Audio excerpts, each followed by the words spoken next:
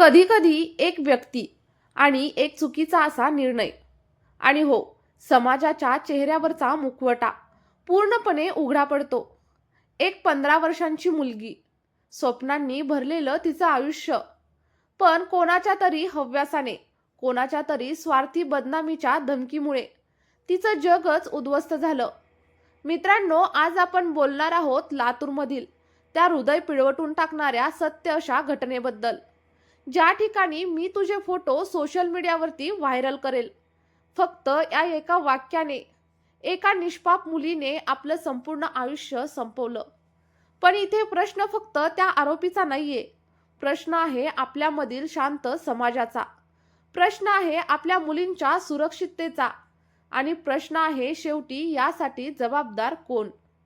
मित्रांनो, लातूर जिल्ह्यामधील निलंगा तालुक्यातील पानचिंचोली या गावामध्ये राहत होता प्रथमेश शंकर अकोले नावाचा एक गृहस्थ. त्याचा व्यवसाय फोटोग्राफीचा.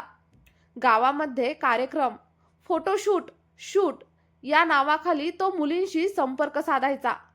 आणि त्यानंतर त्याच गावाजवळील गौर मसलगा या ठिकाणावरील 10वी शिकणारी एक 15 वर्षांची मुलगी, अनुष्का माधव आकनगिरी, वय फार कमी, मन निरागस आणि डोळ्यामध्ये भविष्याची मोठी स्वप्न. फोटो काढण्याच्या बहाण्याने प्रथमेश तिच्या जवळ गेला आणि तिच्या भावनांचा गैरफायदा घेतला आणि त्यानंतर तिला आपल्या प्रेमाच्या जाळ्यामध्ये देखील ओढलं. हळूहळू विश्वासाचं नातं तयार झालं आणि त्यानंतर मग सुरू झाला तिच्यावरती मानसिक आणि सोबतच शारीरिक अत्याचारांचा काळोखा असा खेळ. जेव्हा अनुष्काने पुरे असं म्हटलं, जेव्हा तिने विरोध करण्याचा प्रयत्न केला, तेव्हा त्या नराधमाने तिला दिली निर्दयी अशी धमकी, मी तुझे फोटो सोशल मीडियावरती टाकेन, तुझी बदनामी करेन आणि तुझं आयुष्य पूर्णपणे उद्ध्वस्त करेन. ब्लॅकमेलिंग वाढत गेली आणि त्यानंतर हळूहळू तणाव देखील वाढत गेला आणि एक लहान मुलगी सतत भीतीच्या वातावरणामध्ये आता जगू लागली. घरच्यांसमोर हसत असलेली ती छोटीशी अनुष्का आतून मात्र तुटत चालली होती.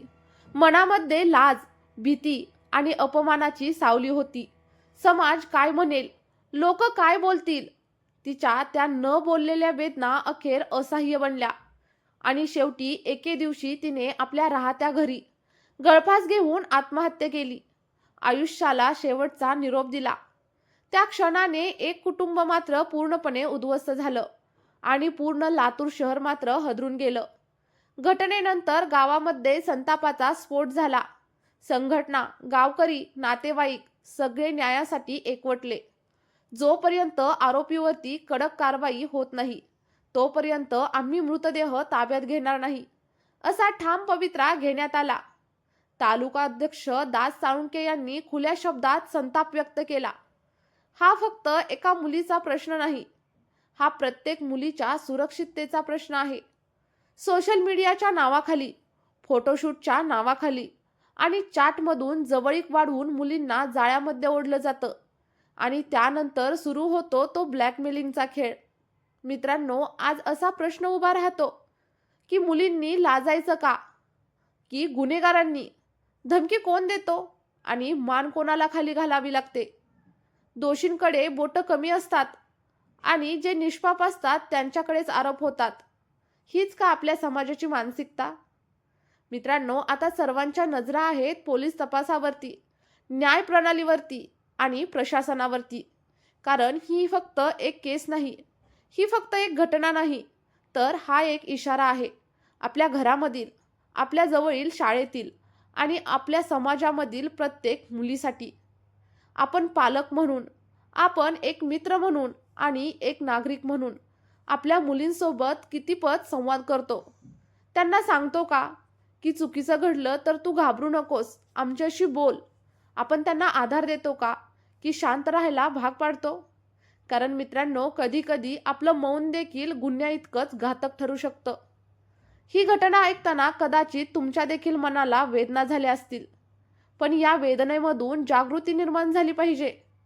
मुलींवरती अन्याय करणाऱ्यांना शिक्षाही व्हायलाच हवी आणि समाजाने त्यांच्या विरोधामध्ये कडक असा आवाज देखील उठवायला पाहिजे. तुम्हाला या संपूर्ण घटनेबद्दल नक्की काय वाटतं? आणि या प्रकरणामध्ये आपण एक समाज म्हणून आणखी काय काय करू शकतो. तुमचे जे काही विचार असतील किंवा तुमच्या ज्या काही प्रतिक्रिया असतील त्या या व्हिडिओच्या कमेंट बॉक्समध्ये लिहायला अजिबातच विसरू नका. कारण तुमचा एक शब्द देखील बदलाची सुरुवात करू शकतो. आणि हो, अशाच सोशल अवेअरनेस स्टोरीज सोबतच जनजागृती विषयांवरील व्हिडिओज आणि महत्त्वाच्या अशा स्टोरी रूपातील कथा पाहण्यासाठी तुम्हाला आपल्या चॅनलला सबस्क्राईब करावं लागेल आणि व्हिडिओला एक लाईक करा. सोबतच समोरच्या लोकांपर्यंत पोहोचवण्यासाठी आपल्या व्हिडिओला शेअर करायला अजिबातच विसरू नका. चला तर मग आपण भेटूया पुढच्या एका नवीन व्हिडिओमध्ये. तोपर्यंत तुम्ही स्वतःची काळजी घ्या, सुरक्षित राहा, तुमच्या कुटुंबाची देखील नक्कीच काळजी घ्या आणि प्रत्येक बाबतीत जागरूक राहा. आणि हो, अन्यायाविरुद्ध आवाज उठवत राहा. चला तर मग या व्हिडिओमध्ये इथेच थांबूया. भेटूयात अशाच एका नवीन व्हिडिओमध्ये.